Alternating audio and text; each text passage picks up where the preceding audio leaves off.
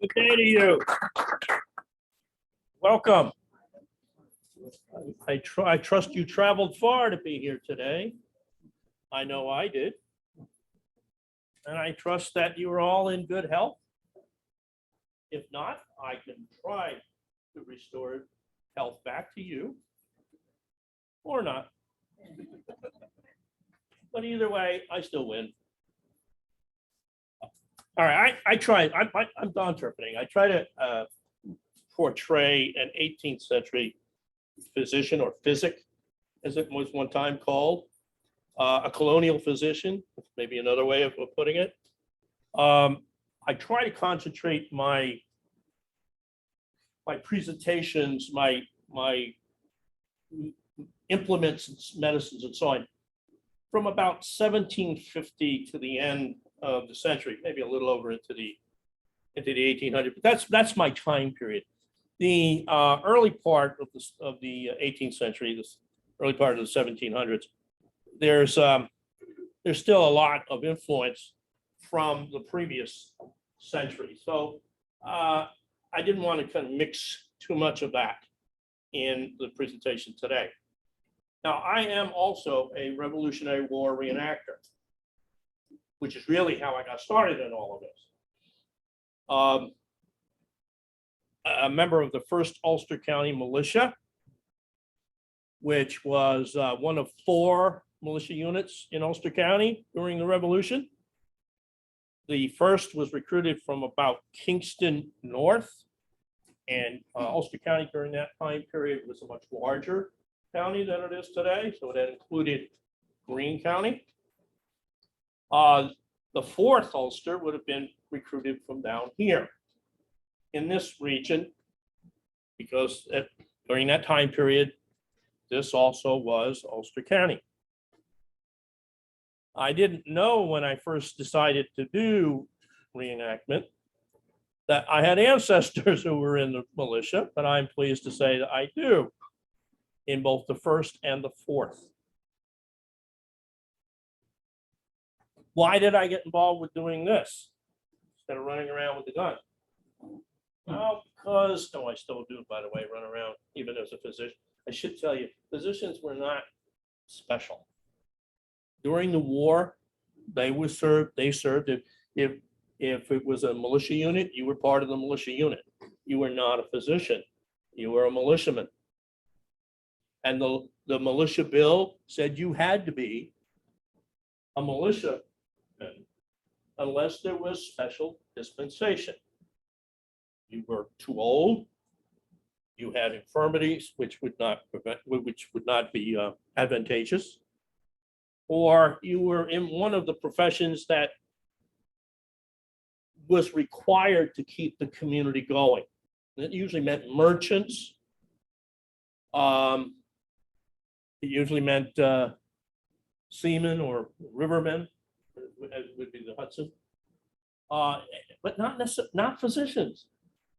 And physicians, therefore, were in the combat just along with everybody else. So, like today, we would not expect that. We expect the physicians to be non-combatants. So I decided I would be a militiaman, but I'd also take on the persona of the colonial physician. Why? Because I've been teaching biology for over 40 some years. And particularly, I've been teaching allied health science, human anatomy and physiology, microbiology, and so on. And I've taught both at Ulster and New Paltz. So this just seemed to be a natural avenue for me to go and extend that expertise to this. Okay, so I wanted to give you a little background on how I got here and why I'm doing this. Now, I don't want to lecture. I have done with lecturing. 40 some years of lecturing, I'm done. So what I really would like to do is, we have some conversations going on here before all of you showed up. That's the kind of thing I would like to do. I'd like to have you and just bring forth some questions that I might be able to then expand on. In fact, I will expand on it because I do like Sir, Yes, sir. when I was young, I was born 48, and about 1960, my father took me up to Fort Ticonderoga. Every year we used to go up to Lake George area for vacation. So we went up to Fort Ticonderoga, and I remember that by looking to the glass cases, and they had a case there with lead bullets that they used for biting on their teeth when they were being operated on. Yeah, I saw that. That's actually a misnomer. Okay. I mean, you saw the lead, you saw I the saw the size, lead. you saw the size of those. Yeah, would Yeah, you want to they're bite on one of 69, those? 75 calibers, what the things Oh, were. oh, yeah, for They're the musket balls. brown bass and things like that. Oh, yeah, they were huge.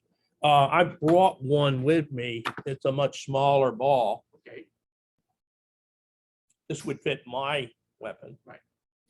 Because What as a about militiaman, as a militiaman, I would have my own weapon. Right. Or one that might be issued by the Committee of Safety. Right. I have my own weapon. It's an English Fowler. okay. These are all smooth bore. I don't know if it may be boring here. Smooth bore, there's no rifling. It's just The a muskets. barrel. Muskets. I don't know if I'd want to bite on this, even with my 21st century dentures or teeth. I'm not sure I want to do that. And certainly in the 18th century, dental hygiene was very poor. The biting of bullets did happen. I have an actual reference from a series of letters from the Schoharie Valley, where a gentleman observed deserters that had been found, brought back to the unit, and punished by flogging, so that they would not cry out among their so-called friends, their militia friends. They would bite down on lead balls. Right. There's also another reference. This comes from up in the area where you mentioned. That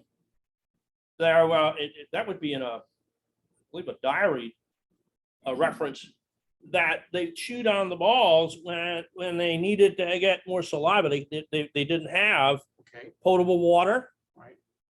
so they would chew on it Right. like you and I would chew on Cigarette gum or gum, yeah. to create the saliva so they could wet their mouth and keep from drying out. Those kinds of chewing or biting the bullet, I have distinct reference for. But if I'm going to approach you, I want to be drunk. Where's the medicinal brandy? to remove a limb, Yeah. Fingers, yeah, bone saws.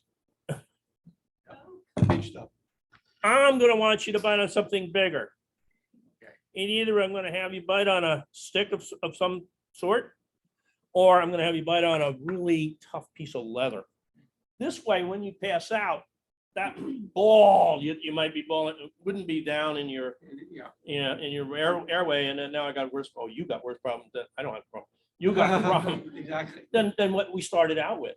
Right. So I don't have specific. I've never seen a specific reference for that. Although Williamsburg still talks about the people down in Williamsburg still talk about it. I remember Fort Ticonderoga, Yeah. and I remember Yeah. they didn't have the instruments, I but have- they did have bullets up there that were. I've asked them for references, but well, we find balls already bitten into. Yeah, they were bitten into. Well, but And I they're can, all white. I can tell you, I found the balls. You can find the ball they were bitten into if they were chewing them or Yeah. biting on the bullet for another purpose where they weren't Right. expected to pass out. Right. Yeah. So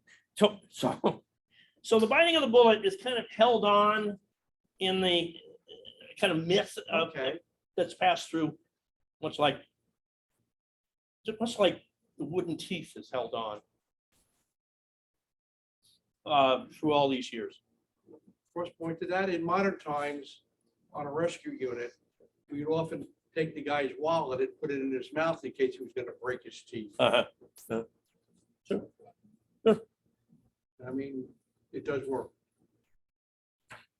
Keeps you from breaking your teeth. Oh, yeah, sure. Okay, so, yeah, sir. What was the structure of medicine, not necessarily in the military, requirements degrees, were many of them educated medically in Europe, with their licenses. This is what, you're talking about the 1700s, so it would be before and after the revolution. Okay, And as well, in the military surgeon or physician, was there any particular requirement? good series of questions. The during the revolution, the estimates are that there are about 3,500 to 4,000 physicians within the colonies. Only about 700 of them have formal medical degrees. Only about 700. Where did the rest get their medical training then? What do you think? That the barbershop's gone. That's gone. I'll get to that too. In the field? Yeah, apprenticeship. Yeah, the apprenticeship. Exactly. Apprenticeship. So no, they would have to, many colonies were, as we approached the mid part of the century, were starting to put in certain regulations, not like we see today. Licensing was not a requirement. Medical societies like we see today don't happen until you get to about the 1800s. Maybe the last part of the 17th, but it's that time period, much later, that we start to see those types of things, even though they exist in Europe. The Royal Academy of Sciences has been around a long time in Europe. So we didn't have that here. But there would have been some regulations that were starting to come into play. And you wouldn't just pick up a book and try to learn. First of all, you have to learn to read. You also have to learn to write. Not everyone did that. In fact, most people didn't. Some communities did have good schools. Certainly, if you lived in a city like Kingston, along the Hudson, you only had 3 cities. That's I always gravitate to the Hudson because that was the major thoroughfare for trade. And if you look at, there were only 3 cities: New York City, Kingston, and Albany. That's it. Until you get to towards the end, when the communities start to grow, when the populace starts to become more prosperous, and families start to expand, and we're starting to see a little bit more moving into the cities and away from the agrarian societies. So when you look at the cities, people would obviously have access to education. But when you get out to the frontier, not likely. So you couldn't just pick up a book. I didn't even think about that. I was thinking, well, maybe there was a lot of people that just went out and started carving on people. Yeah. Well, in the frontier, there were probably people. There were unlikely. It was not unlikely that you would find people who could read, especially women who could read or write. And you would think, what? Women being educated? Yeah, they because they held the history. They wrote the recipes down that they wanted to pass on to generations. And in the recipe books, which you can find online, there are recipe books online. If you look on one page, there's a nice recipe for the pork loin. On the next page, how to cure a certain illness. This was all because in the frontier, who were the physicians? The women, and they kept herb gardens and such. But colonial physicians that I try to represent, no, we're not doing that. We're going to the reference books, and we're learning also from our mentor. I represent a colonial physician who went through the apprenticeship. I did not go or have the luxury of being able to get a medical degree, because the only way you could get a medical degree in the mid part of the century was you either go back to England or Germany. You didn't go to France. Most of the people didn't go to France, but you went to those universities, or if you were lucky enough, you went to the 2 medical schools we had here in the colonies. There were only 2 by the time the revolution starts, and they're only about 10 years old. I was going to ask you, any idea? Philadelphia. Philadelphia, one of the first ones, Philadelphia. And today it's part of the University of Pennsylvania, yes. Where's the other one? Boston. Ultimately, that's where it is, yeah. But that would be New York City, King's College. King's College. And then, of course, they changed that to Columbia. We don't want to be associated with the king. So there were only 2. So that's why you say 700. That's not very many, but that's what it was. And these are estimates. These are the best estimates that the experts that study this give us. So my training and the things that I have with me today represent what my mentor was able to impart to me. And I, because I learned to read and write through his tutelage, and I learned Latin as well as the English language, I'm able to, if I wish, pick up references that are available and expand my knowledge. And some physicians did that, but not all. So those that became the regimental surgeons, and whether you were a militia unit or the Continental Line, every regiment had to have a regimental surgeon. Here in Ulster County, that was Peter Vanderlyn from Kingston. Yes, Vanderlyn, John Vanderlyn. Yeah, he's related to John Vanderlyn. Yes, and he was the regimental surgeon for all 4 regiments in Ulster County. So you're saying, well, wait a minute, how could that be? He didn't go out in the field. Likelihood, he never left Kingston. So he would impart honorary whatever to whomever he might have a relationship with in a particular unit. Because remember, if you were a colonial physician, you were also a militiaman. And that's how, again, I try to portray my existence in the 1st Ulster as a physician. You know, there was a county medical society. Not until the 1800s, here in Ulster. Yeah. Some county started in 1811, because that's about when they broke off from Ulster County. Yeah. So, Yeah. so I assume it was an Ulster County medical society before 1811. Probably, I don't know exactly what the date was that came about to be an entity for physicians in this region. And of course, that's what happened is after the revolution, the large landmass that was Trident County was divided up, and parts of Ulster and so on taken out to create other counties such as Sullivan, and they were named after many of these counties. Generals, right? Like Montgomery County or Sullivan. John Sullivan. I couldn't remember his name. Thank you. Major General. Right. Yeah. Yeah.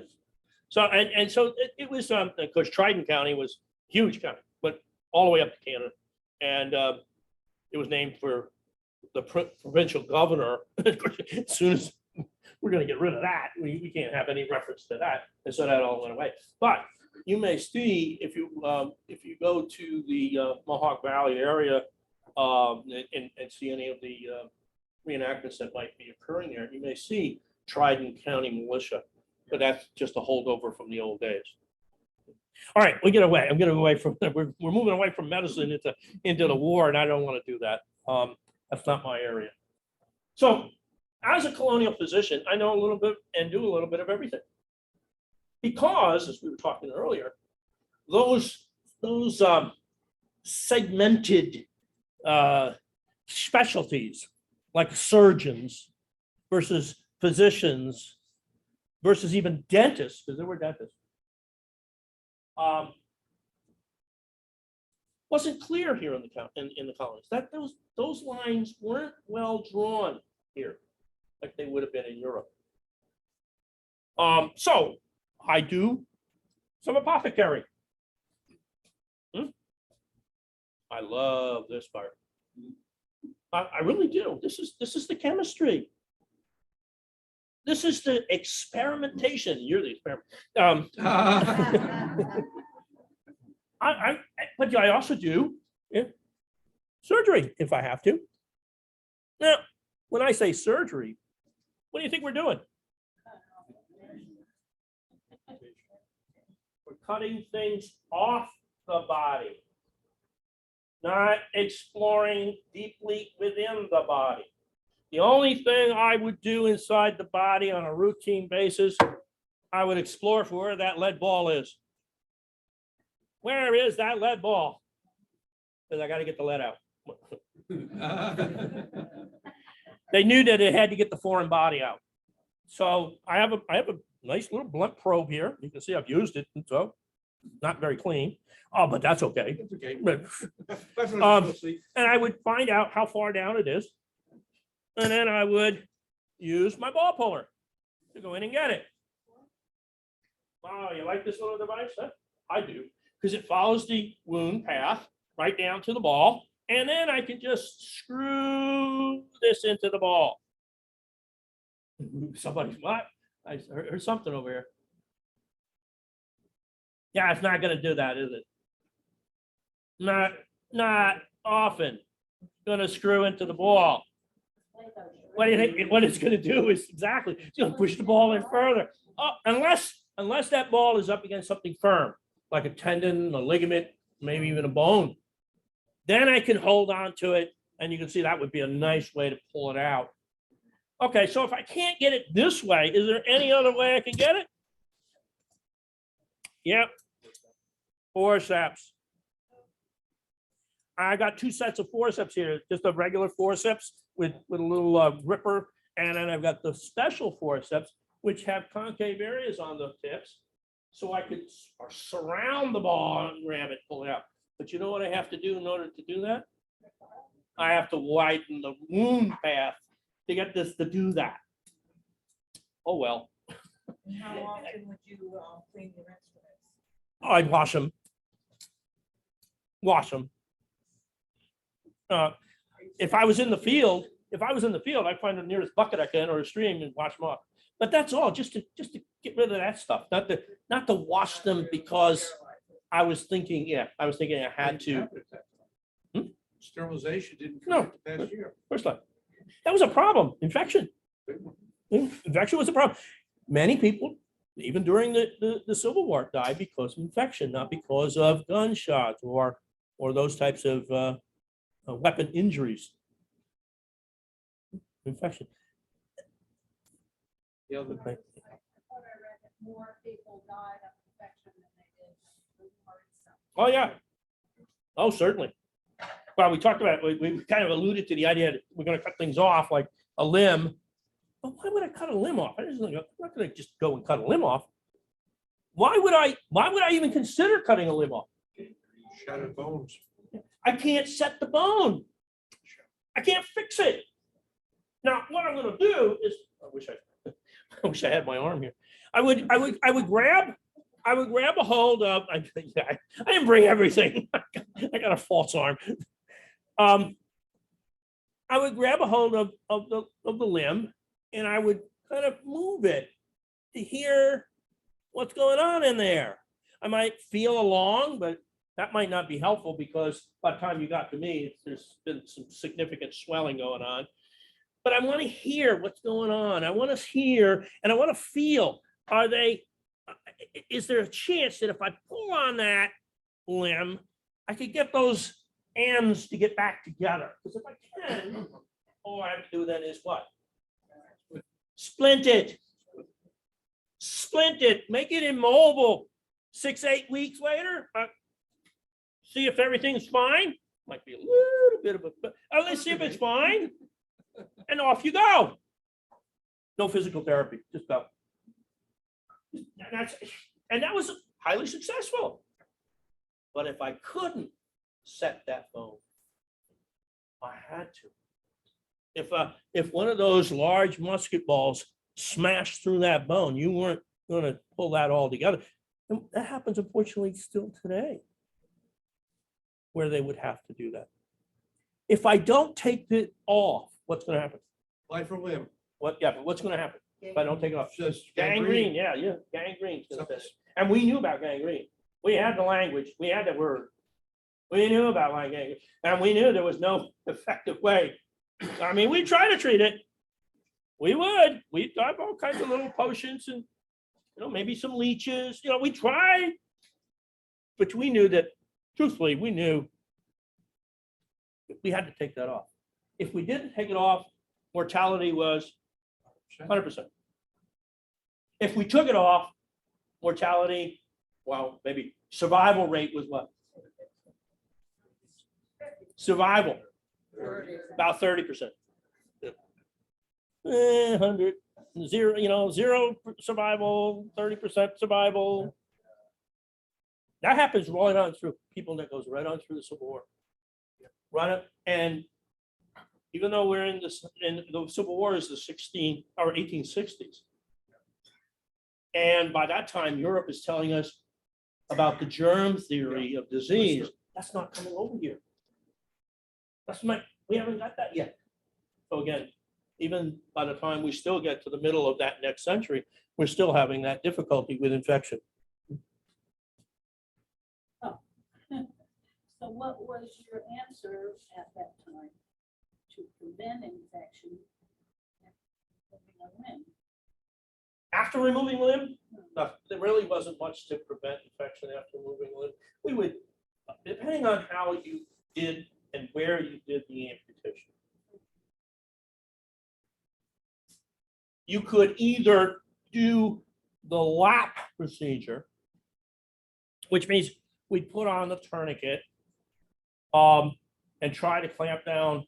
I like this particular style of tourniquet, which was developed by a Frenchman. This wraps around, obviously, you wrap it around, and then you draw it tight, and then you screw down. It's called the screw tourniquet. We made up really good names. And you screw right down on, and if I really wanted to get pressure, I would put something else underneath here. Truly put down pressure on the major artery. And I know about arteries. We know about arteries. In fact, we knew a lot about anatomy. Especially the circulatory system. And we didn't have all the answers, but we knew where the major vessels were. Why?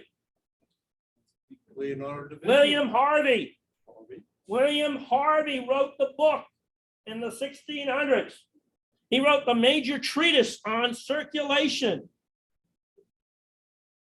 He didn't have it all right, but he's the one who knew about arteries and veins and came up with those terms and applied the concept of circulation.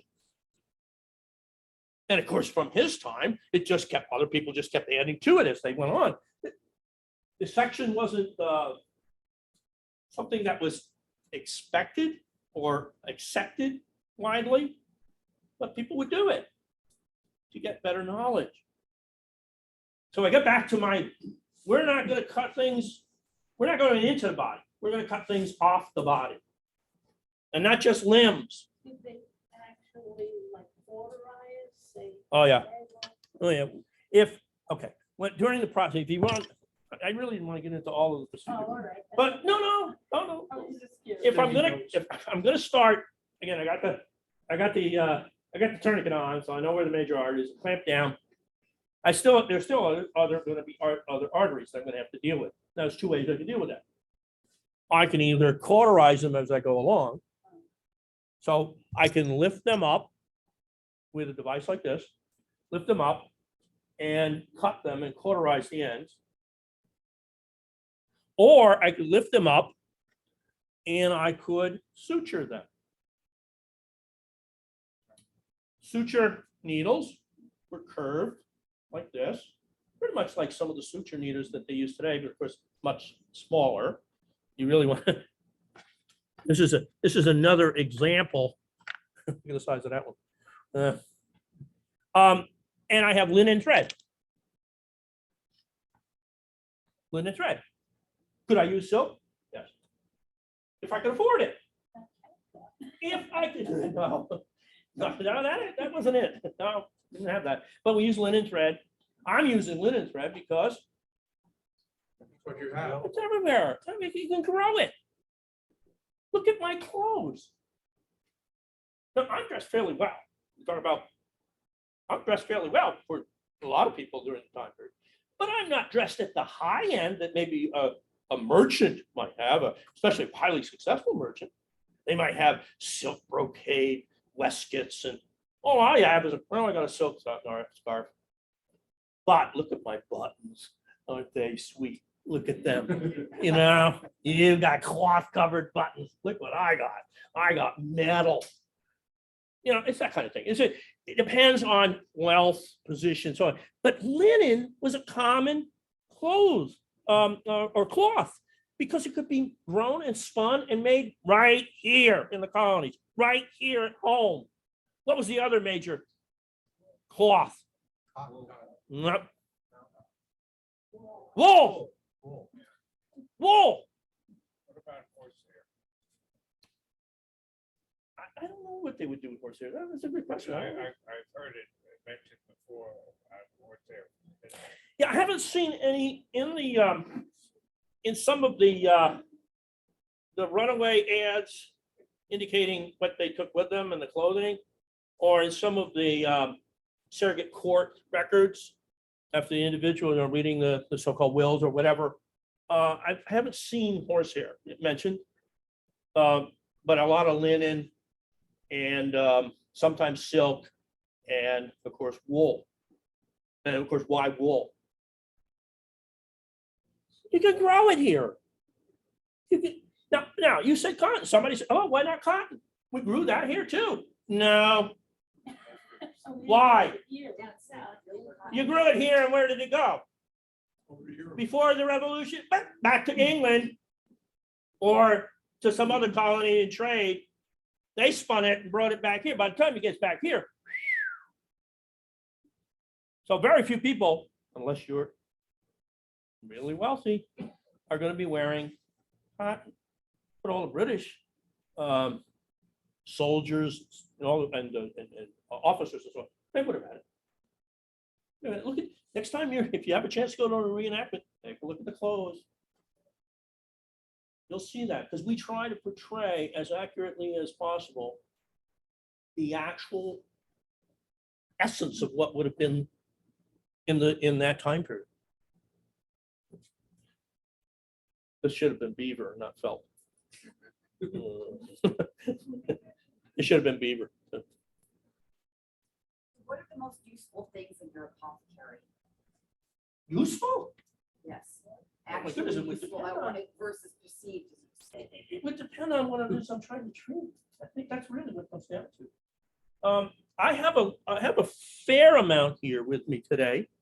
I have astringents, which would help if I'm trying to treat wounds. Of course, I also have the leeches are not something I'm using for that.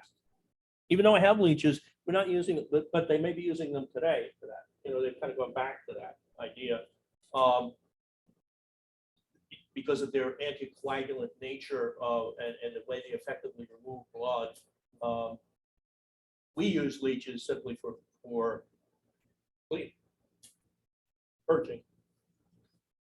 I'm going to back up again.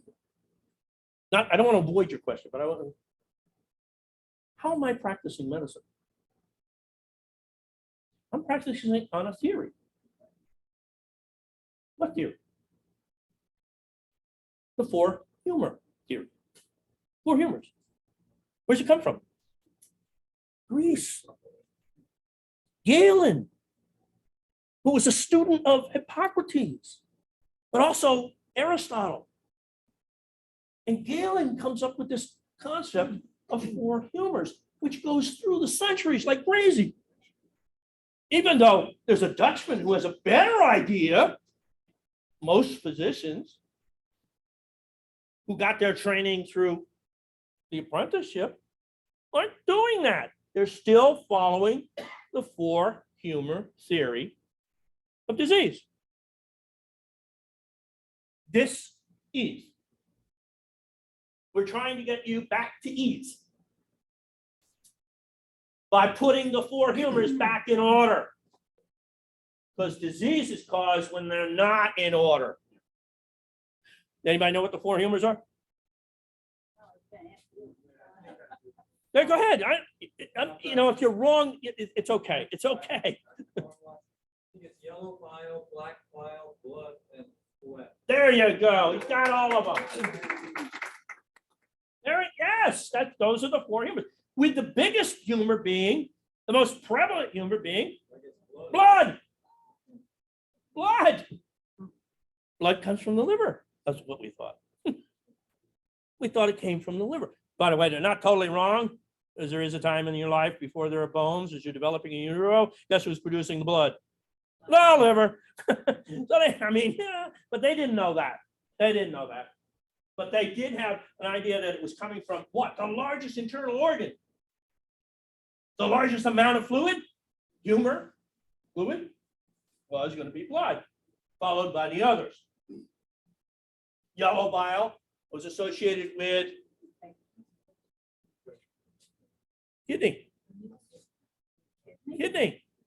Some say the spleen as well, which is possible. Some references talk about it also being the spleen. That's okay. Black bile. No. Well, actually, no, that's not too far wrong of really what the idea was.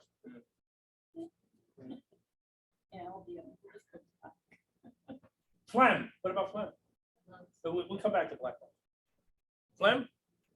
Chest, lungs. Lungs and brain. They thought it also the brain. There's also references they thought it came from brain Rule him out. and lungs. Rule him out. My friend, my uncle. You need a ride home tonight?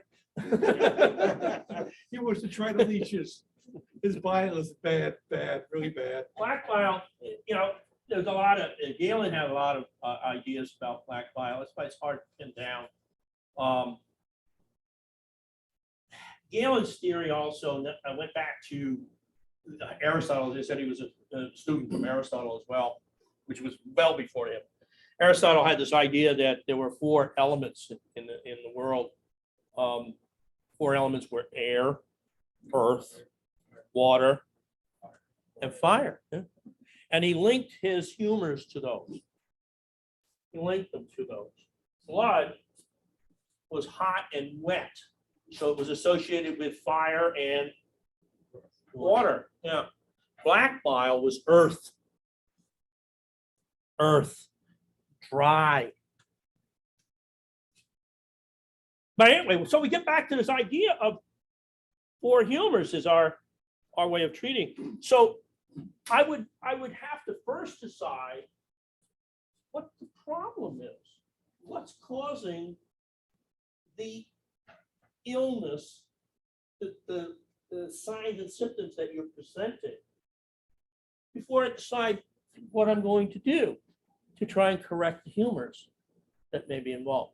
But since blood was the biggest humor, most often we like to purge.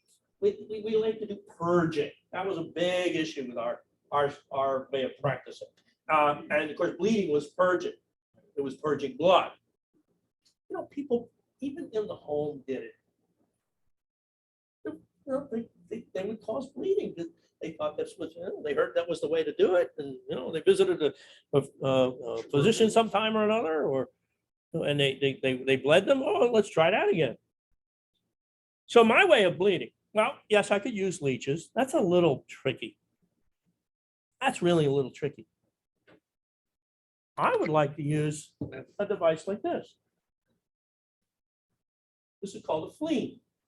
Now my fleam is really simple. I only have 3 device cutting areas, different sizes, as you can see.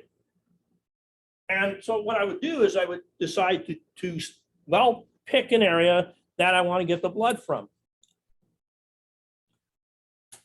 let's say he's got a fever. Well, I'm gonna pick all the people in the front. See, you guys sitting in the back, you're good. If he's got a fever. Now fever, right? Blood, heat, hot and wet, so I'm gonna bleed him. So let's take the sole of his foot. So that the fever goes out of his body. Out of his body. I'll take a small one for you. And I'll use my little fleam bat to make the cuts. And I'll make a series of cuts. Don't you like that? Does that feel good? Nothing like it. Where's the brandy? Now I wanna collect the blood. I'll use my blood basin. That's why it's designed that way. They really And- do the bottom of the foot. Oh, they could, yeah, they could do here behind the, they were all different areas to go. It would depend on where you want to get the blood, the most effective way of taking the blood. Yeah. So I would collect the blood. And the reason I have a basin to collect is I wanted some idea how much I'm taking out. Unfortunately, I think you got more blood in your body than you really do. Our estimates of how much blood you have were wrong. What did they think? They were, well, do you have any idea how much blood is there? And 6 4 Yes, yeah, we were significantly over. gallons. No, not gallons, quarts. It still would have been a quart, but more, you know. 8 to 10 is some of the references, some of the others are different. I mean, the problem with this is that it's how it, what are the real numbers? It has to go through the history of them. But we know that it wasn't right. They didn't have it right. All right, so now I got the blood. I want to stop it. Well, I can use an astringent of some type. The astringent would shrink the tissues. And since the cuts aren't really that deep, he's over there saying, wait a minute, I think they are. But Hey, that's fun. Yeah, what the heck? or I could use something like styptic water. Well, what is that? You ever hear of the word styptic? It's the big pencil. Yeah, men who shave might have heard about there's this thing called the styptic pencil. You can even buy them today. Styptic water, and there are different recipes. My recipe that I follow is copper sulfate, alum, and water. Now, the copper sulfate turns in a nice blue color. The alum's really the main ingredient. I put some on some felt and I'll apply it. Very, don't need it very long. Just put some, I'm not going to put, we didn't think about, just put a little pressure there. Didn't think about that. No. But it would effectively bring about the cessation of blood. And then if I had to, I could do it again. Yeah. Yeah. Well, during the end of his life, George Washington was bled 4 times. It was bled 4 times. He had 4 surgeons. Each one had to do, no, I don't know, but he did have 4 surgeons attending to him, and they did bleed him. The records show they bled him 4 times. Some people think that's why he died. That's not what the pathologists now looking at the records say. Yeah, sure, I got vinegar. I could. I mean, there's a lot of variety, a lot of opportunities for using vinegar. The reason I have this label on it is because I wanted to show you the apothecary symbols. There are different symbols that apothecaries would use.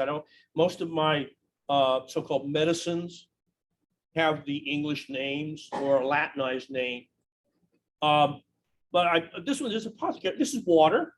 There's the trident. You can see the trident there. I mean, if you want to come up later and look at all these things, I'd be glad that I'll leave them here for you to do so. But there's a line across there, which means it's not just pure water. And this is vinegar. Now, vinegar also, somebody asked me about cleaning. I could clean the surfaces I'm working on. I could clean some of my implements with vinegar, which was very fortunate if you were the person who was going to be getting access to this, because vinegar can help dispel some microbes. It's a strong acid, about 3% acetic acid. It's a good, relatively strong acid. And it can be very effective against certain bacteria. Copper sulfate also. Yeah. Hey, that's sulfur. hey, why is this working? And why aren't you getting an infection off of that cut? I don't know. Because I did a good job. But it was probably the copper sulfate. It's copper, antibacterial property. Does that help kind of answer? You know, I didn't answer specific, but you get the idea. It would have to be how I want to treat. And I'm talking about purging. Well, what other purging could there be? Blood, obviously, purging, bleeding. What else? Up purging. Emeritus. Up purging. Now, am I going to get you to up purge? Or I might give you a little of this. Take some of these pills, but don't hang around me. This has got epicahana in it. Epicac. Used to be able to buy it in the pharmacies. I think they've kind of removed that now because used to be able to buy it. Yeah, and it was on the shelf. Yeah. So I could get you to up purge. Mustard. What else could I get you to do? What other purging? Down purging. Yeah, I like it. Much nicer to say down purging, isn't it? Yeah. Down purging. Well, how the heck am I going to get you to down purge? Stand up. Emeritus. Yep. This is called a clyster. A clyster. Yeah, C-L, clyster. Oh, this goes back to the previous century. This is not new to us. Might be new to you, but it's not new to us. You know, this is a device which I can fill with a necessary item to create or cause you to down purge. I make a nice slurry of it. Let's say I'll take a little little rhubarb root. Little rhubarb root. No, make a slurry of it, you know, so it's got about, you know, watery, but a little thick material. This is a mild laxative, by the way. Mild laxative. That's it. That's its primary mode of action for us. So I fill it up. I'll find the appropriate orifice. Bottoms up. And hopefully after a while, guess what's going to happen? Down purging. But what if it doesn't happen? Give him another one. No. I'm not going to do that. No.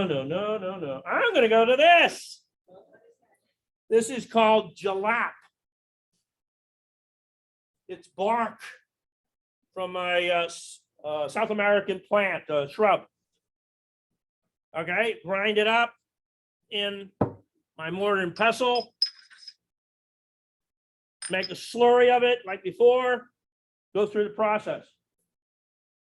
Now, if you still didn't down purge, what's wrong with you? You know what I would do?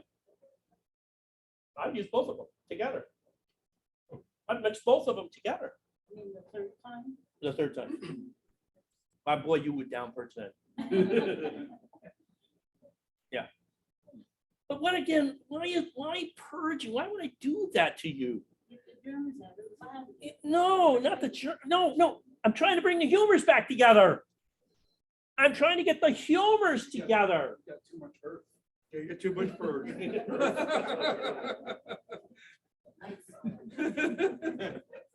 That means he's full of this is whatever. I lost my whole train of thought now. Sorry. Purging was something we did and was not an uncommon process. And there were, again, various means by which we could do it. That's the point. what if you had, especially men, especially as, men didn't live to be typically very old. But if you were in the elderly range, you were over 40, 50, somewhere in there, and you were a lucky person to really be still alive. But what if you were having trouble eliminating what you might think of yellow bile? How could we help you to do that? Now, you could do it with women too, but it wasn't as common as men, especially older men, because they have this gland that surrounds the urethra. Yeah, Prostate. yes, the prostate. I didn't know what that was. So what am I going to do to help you? Well, I could use a diuretic. Yes, I could. I have some. Or if I got to get that fluid out of you, what do you think? He doesn't wanna know. Oh, urethra. A catheter. Catheter. A catheter. Now, my catheter is made of brass. Brass, wonderful. I'd love to be able to have silver one. Again, I don't have quite that kind of resource to get the silver ones that I know would be even more flexible. And you know who, one of the first people, well, I shouldn't say one of the first, but one of the famous people who is credited with helping to develop the flexible catheter? Ben Franklin. And he did it because his brother had to catheterize himself, and he wanted to help his brother do it more effectively and yes, comfortably. Yeah, but I would have, yes, I would have catheters. Yes, again, if it had to be that, that would be one of the ways to do. That's not, I wouldn't say overly common, but I do have, I like to, just show if we're gonna talk about medicine in general, it's one of the things that possibly I could do. Why do I have this? Well, because I'm going to follow recipes for certain outcomes. Maybe I want to make pills. I want to make a pill of a specific type. Do I have recipes to follow? Yes. I've got my recipe book right here. Now, this is not the whole book, but one set of pages in here says pills for various outcomes, for various purposes. And they have in the recipe how much of the various ingredients I will need. So why do I have a balance scale, a set of scales here? And I have a fairly fancy one. I was lucky. I got that off a traveling guy. Came through. Some of them are very fundamental. This one's a little bit better. I can package it up and carry it very nicely.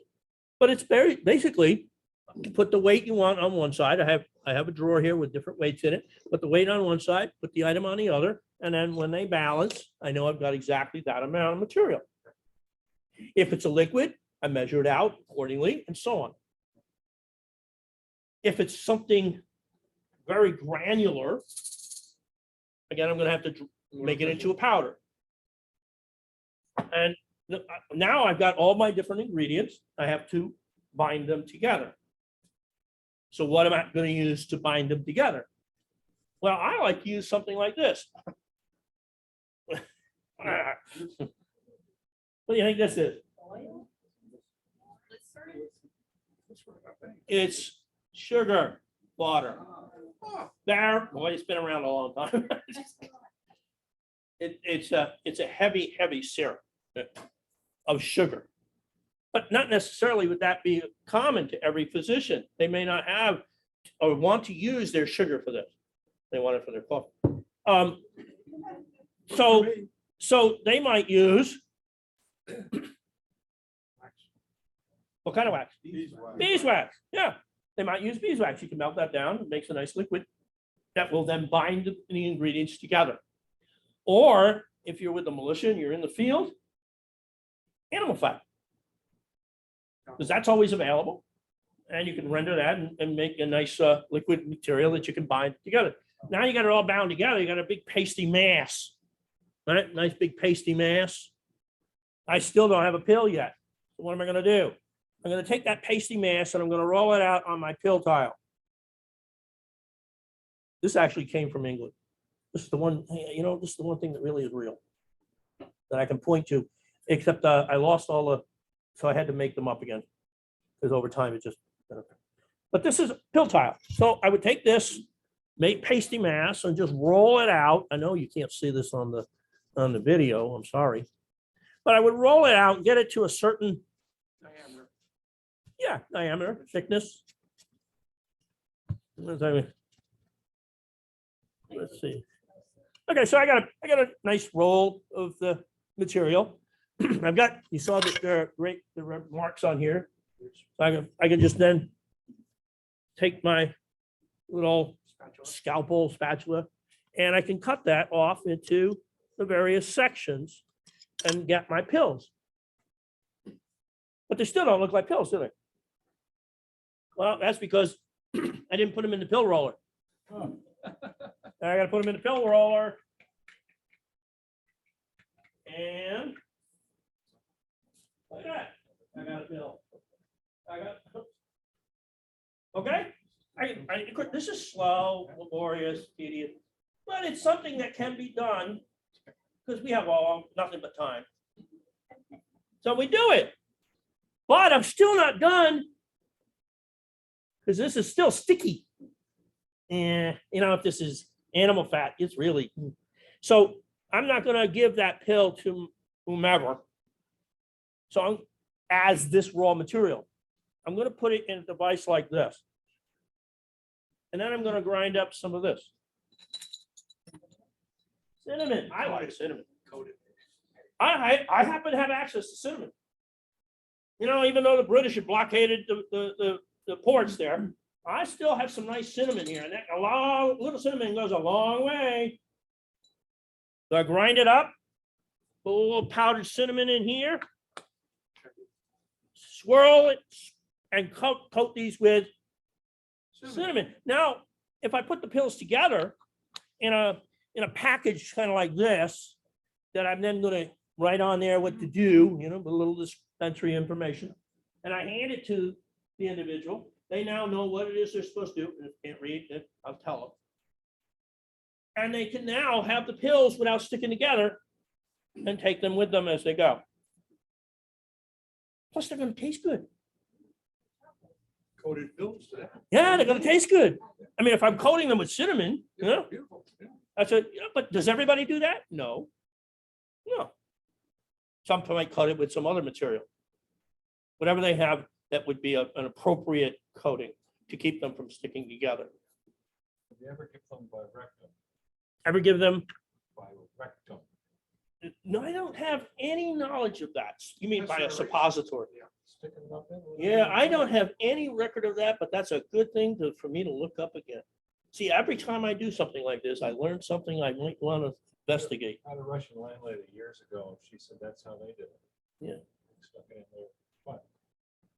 They do that now. Well, suppository, yes. But in the 18th century, huh? I don't have any reference for that. That doesn't mean it didn't happen, but I will wait. Thank you. Because it's something else now for me to do, to look that up. And now that we're going into the winter months, it's time when I do most of my work. You wouldn't need any cinnamon. Yeah, we need some in there. Somebody, anybody asked about pain? Pain is tolerated. You just tolerate it. I'm not going to give you, I don't have aspirin. I'm sorry. But they did have. You know, I could treat your fever, maybe by bleeding, or by using maybe something called a refrigerant.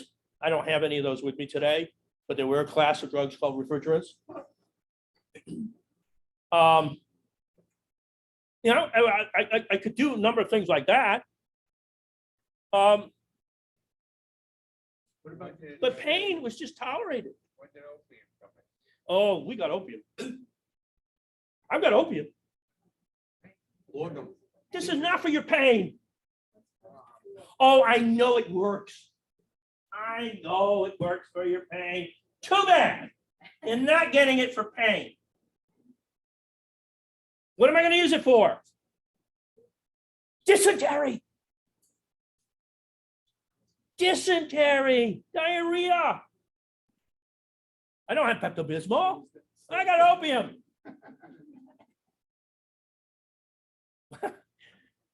And I'm not going to use that just willy-nilly. Because again, I don't have access to a lot of it. Certainly not going to use it for pain. That does come around later though. When there's access to a lot of it is when it starts to be more of a pain reliever in the medical community. Of course, during the Civil War, they used a lot of it. But not during my time period.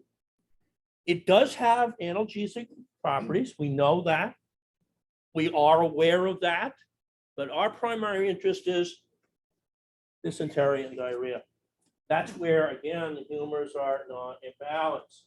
Too much purging. So I need to stop up the bowels, and that's what opioids do. All right, that makes sense?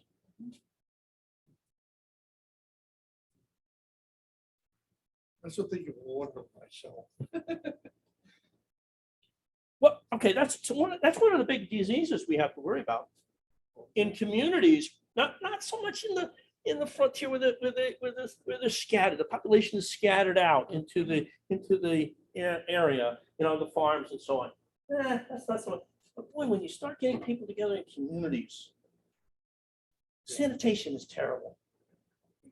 And of course, once the war starts, it's horrendous. Even though the Surgeon General, Washington had several of them, they bickered among themselves over the years. The medical department in the Army was just disarray, a lot of disarray. But so, what am I going to do? What do you think? Yeah. I'm not going to be able to treat your pain. Sorry. Okay. Anything else? Yeah. Do you have laudanum yet? Laudanum? Yeah, that's what I actually have. It's called tincture of opi, which is a tincture. Tincture means it has an alcohol base. But it's opium with alcohol. Yeah. You can make other preparations from opium as well. Yes. In fact, I do have Dover's. Do I have Dover's? Do I have Dover's? Yes, I have Dover's salts here, which has got ipecacuanha and opi and opium in it. And Dover's salt was used for a number of different. People could buy this themselves. They didn't have to have a physician, and they used it for a lot of different things. They use it for fever and other maladies that Dover said it was good for. Yeah, we had those. They weren't just the wagon medicine guys, the medicine man going out in the country. I was gonna ask, when did that occur? Oh, that was more like the 1800s.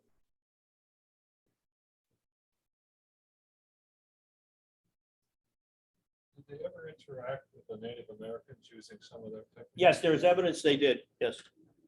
Yeah. A lot of the herbs came over with the people.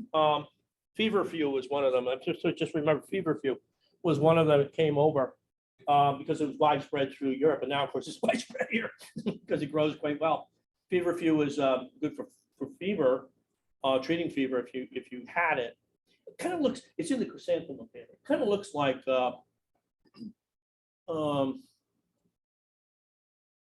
chamomile. I couldn't think of the kind of looks like chamomile has kind of a conical like flower to it, and feverfew kind of more flat, very small, almost like a little daisy. And so you can find it, and it does help with that with treating fevers. So if he doesn't want to get cut, we try it. So they would. So would individuals, colonists, interact with the Native Americans? Yeah, yeah, especially in the frontier. And we're talking about here. This is the frontier. Big city in Kingston. Where are you living out here? You're in the frontier.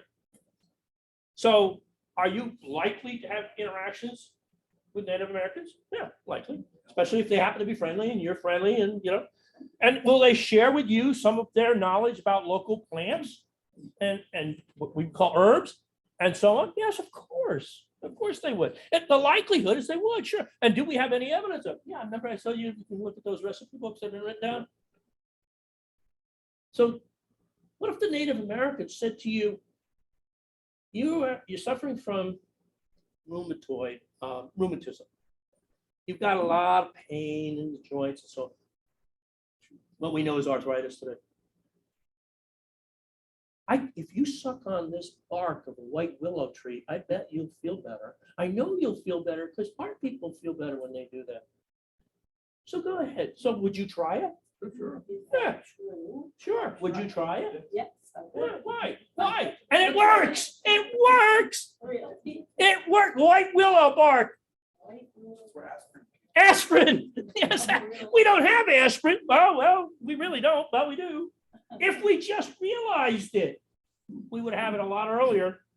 I don't know. That's a good question. We know that it's a foxglove, yeah, a foxglove, but I'm not sure they were using it that way. Digitalis. Foxglove. Yeah, I'm not sure it was used during that way for our time, but would I use like willow bark? Would I use it as a treatment? No. Are you kidding me? What are you're getting this from? You're getting this information. From indigenous. Yeah, that's a kind way of saying it. We wouldn't have said it that way, but yeah, that's a kind way of saying it. From the natives? Yeah. No, I'm not gonna, wait a minute, they're not learned people. Yeah, they can't know anything. They're not the learned people. Oh, Why do no, they I'm not know? gonna do that. Why But they you go know right about ahead. modern medicine? You go right ahead and do it. Well, in the Bible of herbology, of herbal medicine, Nicholas Culpeper and his Bible, so to speak. You ever seen Culpeper's book? Huge. It wrote back in the 1600s. Huge. And everybody, oh boy, even today, gravitate to it. Do we have white willow bark in there? Maybe today they do, because it's how many editions has it been going through, but not back, not our time. Because Culpeper's in Europe, but he's not interacting with Native Americans. Right? Did you use Culpeper as a reference? I could, yes, or I have, yeah, for something. I have other references that I like to use, which are more in tune for the kind of way I present. You know, one of the references I like to use, and I know you got a question. You want to do the question before I go on? Well, could you speak about communicable diseases such as smallpox or Yeah, measles? yes. What you would do? Well, I was kind of leading off into that. We got kind of off of that. What, as a colonial physician, what would be the big things I'd have to worry about? I mean, I remember I was talking about dysentery would be one of the ones. Sanitation was a problem. No, not so much cholera. Typhoid and typhus. Yeah. Fleas, ticks. You don't think of ticks carrying it, but they do. Fleas are more likely to be the one because it's the common one among populations, especially local populations, is more an endemic kind of form. And it would be the fleas that would pass from person to person and carry the disease. But typhoid, it would be a problem. That's sanitation issue. That's salmonella. That did Napoleon Bonaparte's army. Could have. For the, when they came out of Moscow. Yeah. Oh, yeah. I suppose so, but it wouldn't have, I mean, I wouldn't, see, George Washington had a problem with the army too. Not only with sanitation, but what was the other big thing he had to worry about? Smallpox. Oh, my goodness, smallpox. You don't even mention that word in a group of people, they're scattering. Because if one person gets it, guess what? You all get it. It's that communicable. So what did Washington do when he took over as general in charge of the entire army? He issued an order. All the new troops, all the current troops will be inoculated against smallpox. They have it then? Oh, yes. Yeah. Yes. live virus. Oh, too Sounds bad. fine. What's a virus? I have no idea. I have no idea what a virus is. You're getting it because it's passing through the air from one person to another. It is fun. I mean, the inoculation. Oh, I'm gonna, Was a live virus. oh yeah, well, I got my little inoculation kit right here. I've got my little inoculation kit. I'm ready to inoculate you, all of you. So you don't get smallpox. By the way, people, smallpox has been eradicated. The World Health Organization said it's one of 2 viral diseases that have been eradicated due to vaccination. I'm not talking about vaccination, I'm talking about inoculation or variolation. So my process is going to be different than what you might be used to as a vaccine. Here,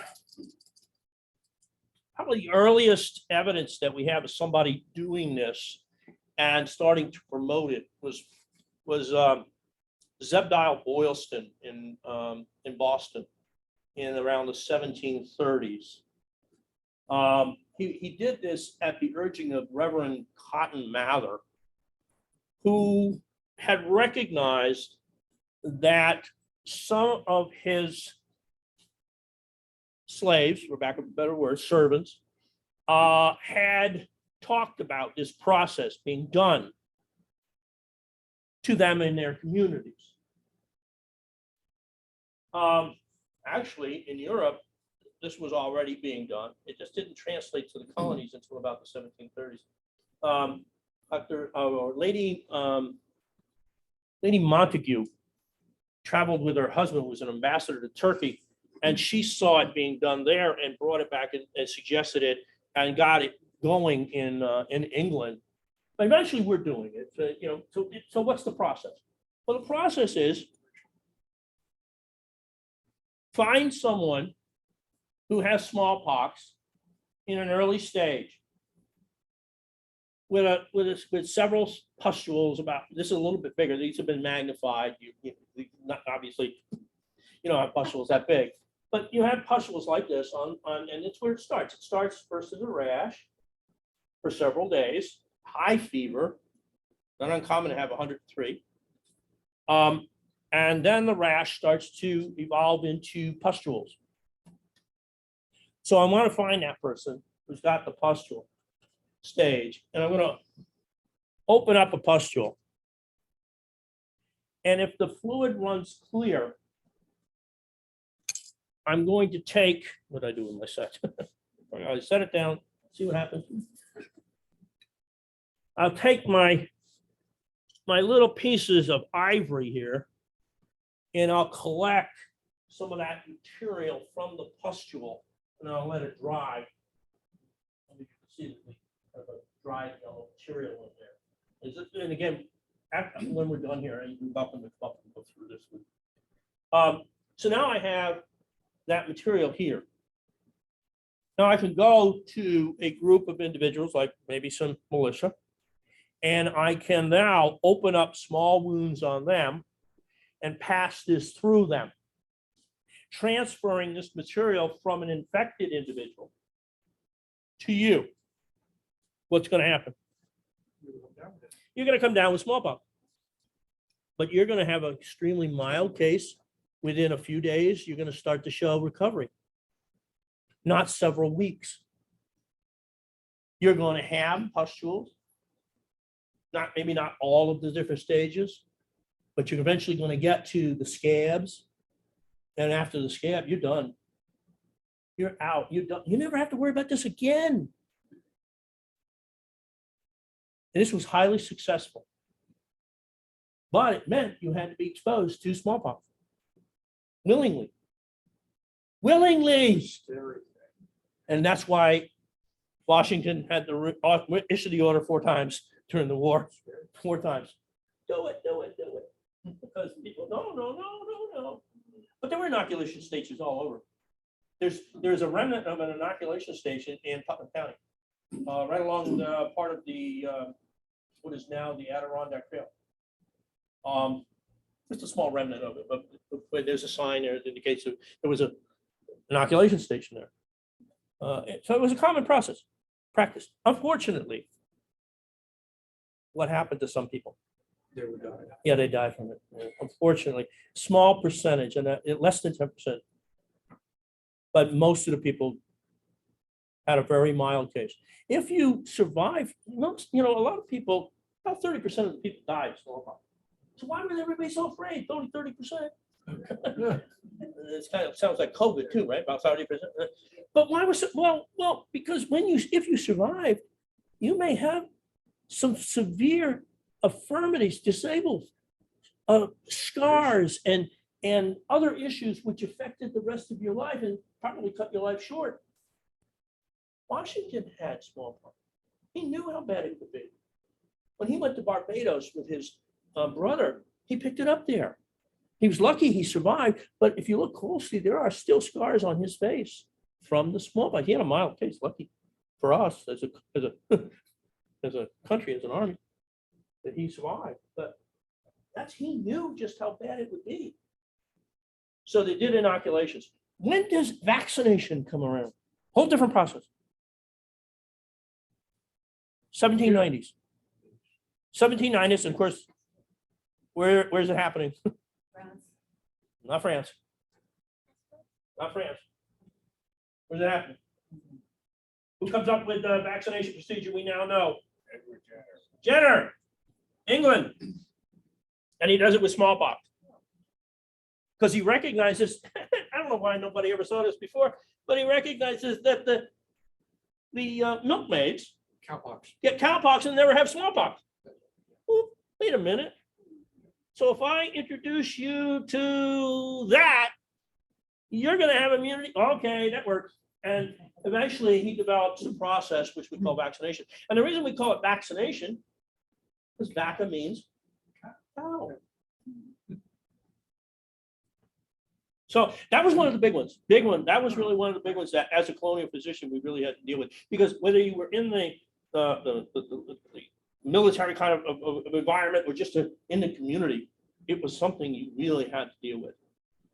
And we were very lucky during our time period, the 1700s, that we had at least a process to try, because you couldn't treat it. There was no treatment. You treated symptoms and that's it.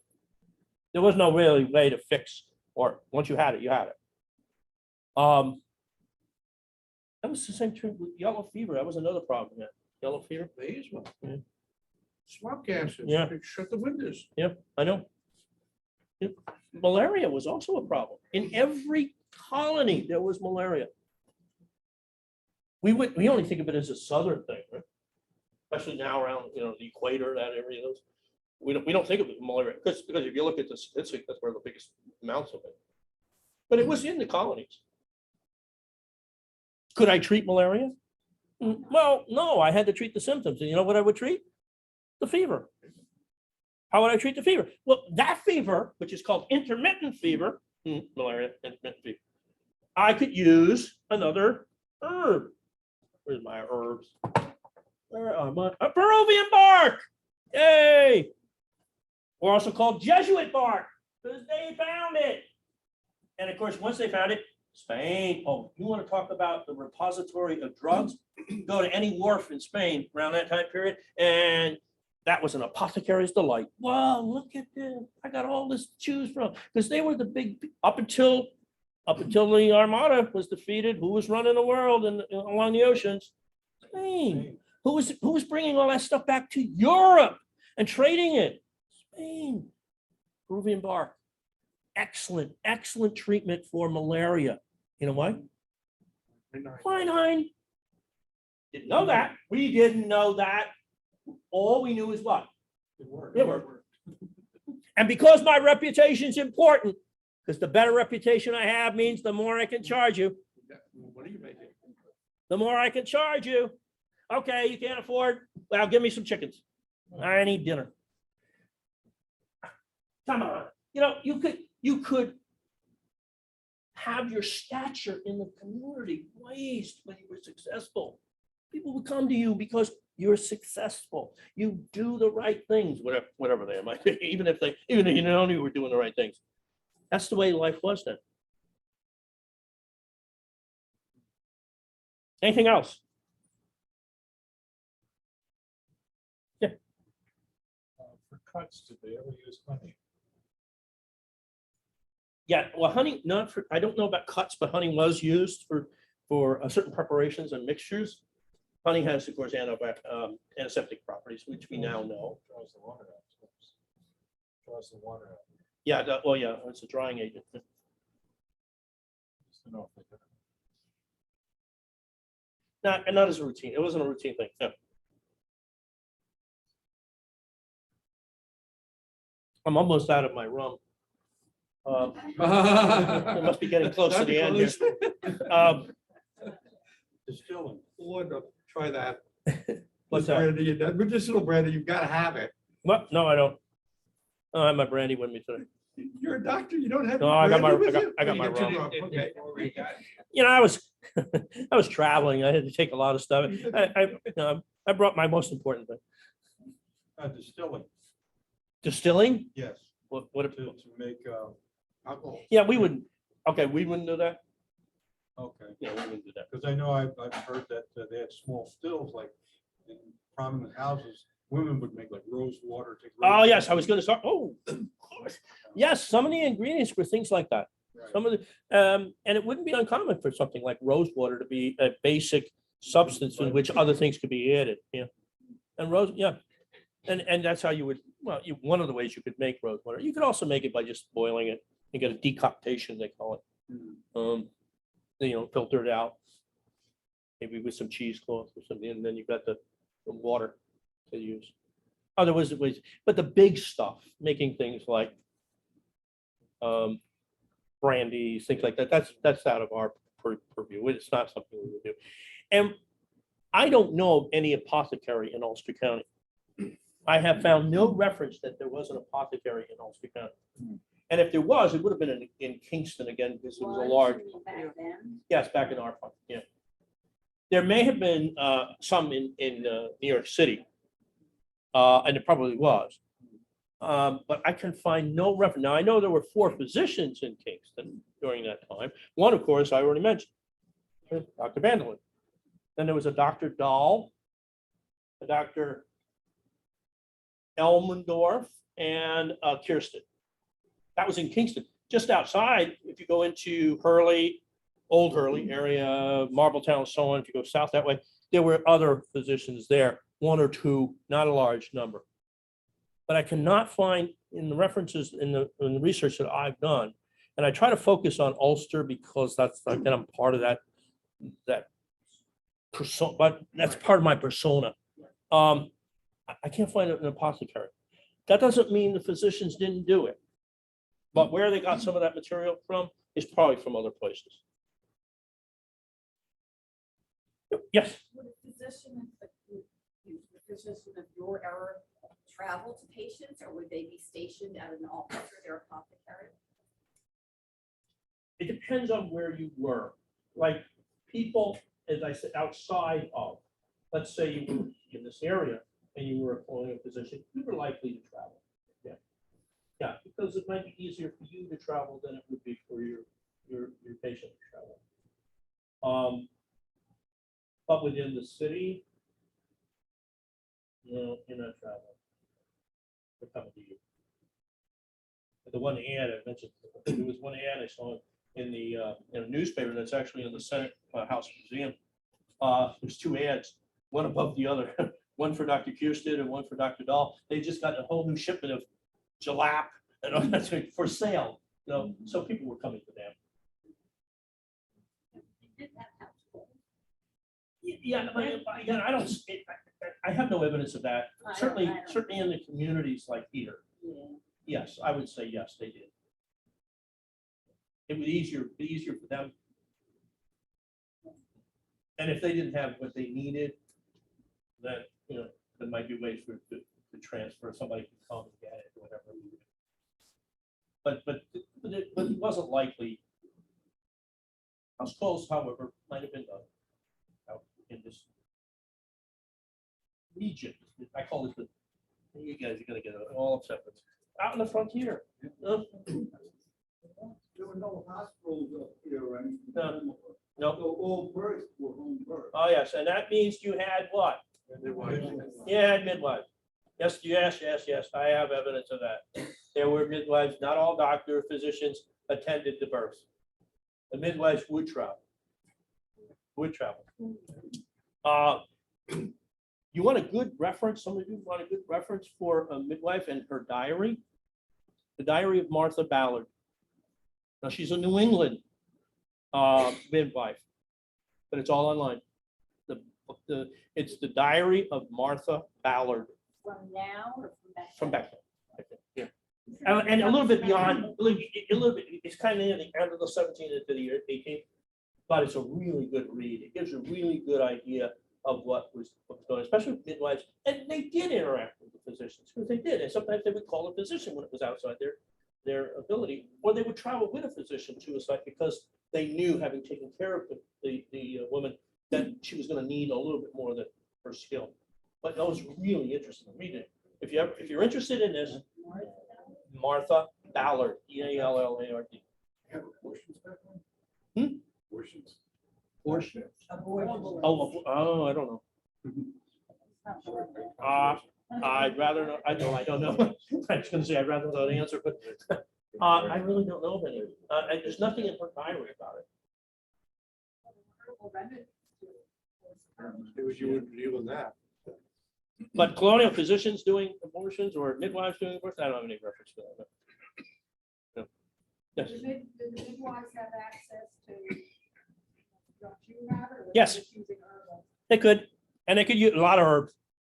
Read, if you want to see her diary, at the end of her diary, they have put in the publisher, because it is, you can also get a book of it. But there's a whole listing of the materials that she used, the raw materials and so on that she would use, and even some of the recipes. It's a little outside of my time frame, so I don't use it specifically or try to mimic some of that. But it is a really good read about what was going on, the kind of thing that was happening. Of course, it's England, it's the New England area.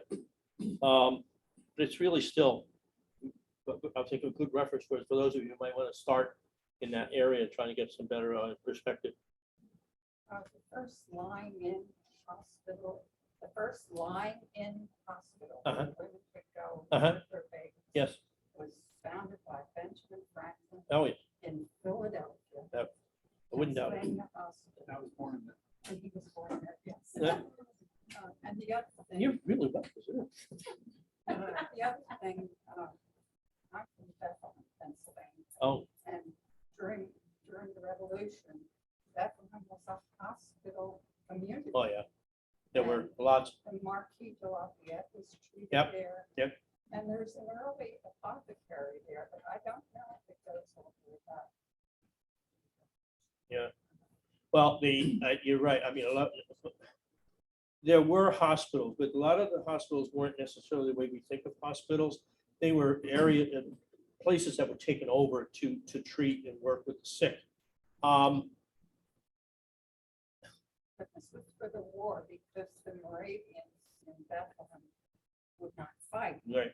So in exchange for that, they were a hospital. They took the soldiers in Right. and they were wounded and that kind. Fishkill's like that too. Fishkill. I don't know if you're familiar with Fishkill, New York, because I know I see the time. Do you want to quit? Just tell us about that book you were telling us something. Oh, I was going to tell you about a lot of things. Fishkill was a large supply depot all throughout the war, and Washington and the Marquis and some others also attended. But it was a tremendous hospital area. Churches in the village that still extant were hospitals for various diseases like smallpox and so on. And a lot of soldiers from all over came there. When they evacuated New York City, a lot of them came up and they were ill or they were already wounded from some of the battles and so on. So I'm glad you brought that up because yes, hospitals, as we know, hospitals were not as common, but places would be set up to be like that when necessary. Yeah. For the military, right, yeah. But in New York City, the first hospital in the Bellevue area was an almshouse. So it was really for the poor because they couldn't get any care in their homes. They had like a community setting.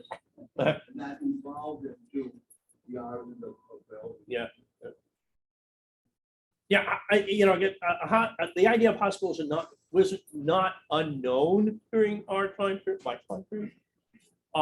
They just weren't commonly placed. Sometimes it would just be something like a church or a house taken over to become one when the need arose.